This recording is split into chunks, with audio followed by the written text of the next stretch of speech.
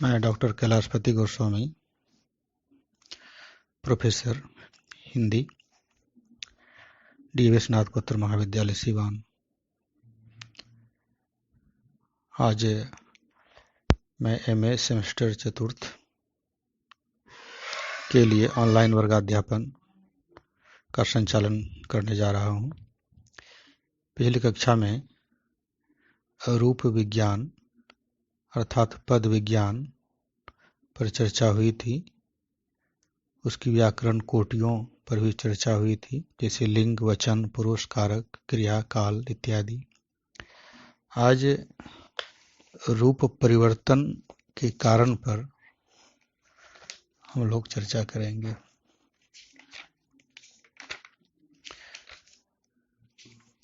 सरलता के लिए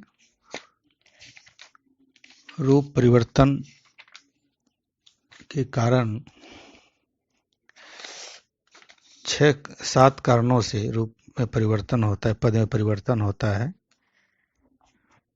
मैंने बिंदुवार समझाने का प्रयास किया है।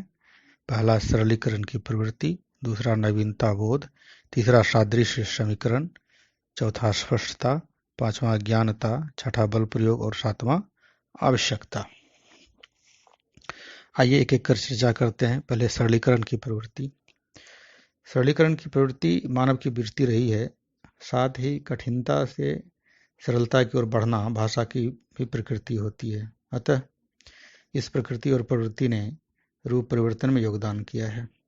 हिंदी में कारकों, वचनों एवं लिंगों की रूप संख्या में न्यूनता इस प्रवृत्ति का परिणाम है। भाषा व्याकरण के इस रूपों में पहले संख्याधिक के कारण जहाँ क्लिष्टता का अनुभव होता था, वहाँ इनकी संख्यात्मक न्यूनता के कारण सरलता आ गई है। उदाहरण लिया जा सकता है, जैसे हरि से हरिणा, मुनि से मुनिना। इस तरह से अर्थ परिवर्तन होता है। दूसरा है नवीनता बोध। नए के प्रति ललक मानवीय प्रकृति है। ललक का भाव मानवीय प्रकृति है। शब्दों की रूप रचना में भी उसकी यह प्रवृत्ति देखी जा सकती है। परंपरागत शब्दों के प्रयोग से उबकर मानव मेघा अभिनव शब्द बोध के प्रति जिज्ञासु बनती है और इसी कड़ी में उसके द्वारा नवीन और सुंदर पद रूप गढ़ लिए जाते हैं। जैसे सुंदरता से सौंदर्य, विविधता से वैविध्य, विशेषता से वैशिष्ट्य, नवीनता से नव्य एवं मृदुता से मार्दव आदि। इस तरह से नवीनता बोध के कारण भी अर्थ परिवर्तन होता है। तीसरा है सादृश्य समीकरण। रूप रचना में वैविध्य लाने के लिए सादृश्य समीकरण का प्रयोग किया जाता है। रूप परिवर्तन में सादृश्य विधान का उपयोग संसार की प्राय सभी जीवित भाषाओं में किया है।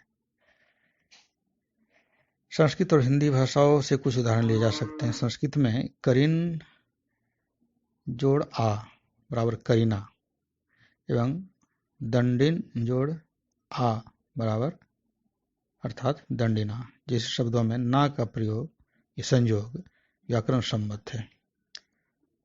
उसी प्रकार हिंदी में भी तीनों एक शब्द है, तीनों के सादृश्य पर दोनों शब्द बन गया है, जो सामान्य नियम से अलग है। तीन में न तो है इसलिए तीनों बन गया, पर दो में तो न नहीं है, फिर भी सादृश्य के आधार पर तीनों का दोनों प्रयोग होने लगा। दोनों शब्द का गठन कर लिया गया। इस तरह से सादृश्य समीकरण के कारण भी अर्थ में परिवर्तन होने लगा। और हम इसको आसानी से समझ सकते हैं कि ध्वनि के समान शब्दों का भी आगम, लोप, विपर्यय आदि हो सकता है। शब्दागम 3 प्रकार से होता है। पहला, कभी कभी निरर्थक ध्वनि लगाकर शब्दों को दोहरा दिया जाता है, जैसे खाना वाना, बाल्टी वाल्टी इत्यादि। दूसरा, कभी कभी उस अर्थ के वाचक शब्द को दोहरा दिया जाता है, जैसे जगह जमीन, नौकर चाकर, रीति रिवाज, हिमगिरी, खान पान, वेशभूषा, पहनावा ओढ़ावा, कागज पत्थर इत्यादि। इस तरह से कभी कभी अर्थ के वाचक शब्द को दोहरा दिया जाता है और अर्थ परिवर्तन हो जाता है। आजकल साफ सफाई शब्द का भी प्रयोग बहुत प्रचलन में है।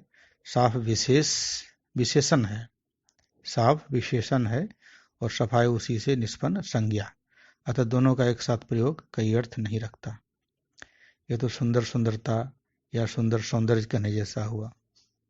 खैर, तीसरा है राजनीतिक सांस्कृतिक प्रभाव के कारण एक भाषा में दूसरी भाषा के शब्द आ जाते हैं, जैसे कलम दवात, स्याही, रोशनाई, लिफाफा, कागज, जिल्द आदि शब्द मुसलमानी शासन की देन है। ऐसे ही अंग्रेजी के भी बहुत सारे शब्द हिंदी में आ गए हैं। एक और इसी में शब्द लोप एक प्रकार से प्रयत्न लाघव का परिणाम होता है। जिस तरह ध्वनि परिवर्तन में प्रयत्न लाघव का हाथ रहता है, उसी प्रकार शब्द परिवर्तन में भी बड़े नामों के एक अंश का प्रयोग उसी के कारण होता है। जैसे अभिज्ञान शाकुंतलम के बदले केवल शाकुंतल कह देना, उसी तरह पृथ्वीराज रासो के बदले केवल रासो शब्द का प्रयोग करना। इस तरह से प्रयत्न लाघव का भी परिणाम होता है और अर्थ परिवर्तन हो जाता है। चौथा है अस्पष्टता। भाषिक अस्पष्टता बोध ने रूप परिवर्तन में नए प्रयोग किए हैं। भाषा का प्रयोक्ता अपनी अभिव्यक्ति को अधिक स्पष्ट करने के लिए भाषा के अपने ही पुराने रूप को बदल देता है। जैसे दरअसल में एवं सर्वश्रेष्ठ दोनों को देखा जाए कि दर का अर्थ ही होता है में, फिर भी अधिक स्पष्ट होने की दशा में दरअसल में जैसा नया रूप चल पड़ा है। उसी तरह श्रेष्ठ का अर्थ ही होता है सबसे अच्छा, फिर भी हम उसको अधिक स्पष्ट करने के लिए सर्वश्रेष्ठ जैसा नया रूप चलाते हैं। इस तरह से अर्थ परिवर्तन होता है। पांचवा है अज्ञानता। भाषा व्याकरण की जानकारी के अभाव में आजकल अनेक शब्द रूपों के प्रचलन चल पड़े हैं। अतः कुछ कारण रूप रचना ज्ञान के अभाव में एक कारण के रूप में होती रहती है। इस तरह के रूप परिवर्तन हिंदी में अधिक मिलते हैं। इसका भी एक प्रधान कारण है, क्योंकि हिंदी ने दूसरी भाषाओं के शब्दों को अधिक ग्रहण किया है, आत्मसात किया है।